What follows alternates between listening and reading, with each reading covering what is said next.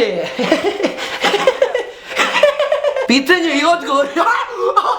Aleksa Petričević pita, brate, jel se punjaš mačora?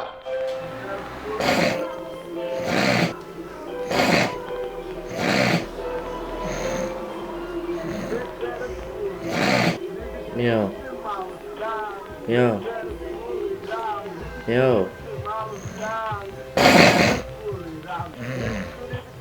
Ali si me nasapunio. Hoću još. Ivan Bertić pita, da kažeš stvari da je našao moj zvuk. Ivane, zajebo si se, Ivane. Nemoj da lažeš, Ivane. Hvala što ste gledali ovaj klip, znači... Snimio sam ovaj klip i to je samo zbog vas, što ste vi, moji gledalci, sve to kako to ide. Ja sam vaš snimatelj, vaš youtuber poznati. Vidjet ćemo se u narednom klipu za jedno... za jedno 3 dana se vidimo u novom klipu. Ovaj klip je bio jedan od dužih na mom kanalu, pa ste mi falili. To govori dužina ovog klipa, jel tako, drugari koji su pored mene?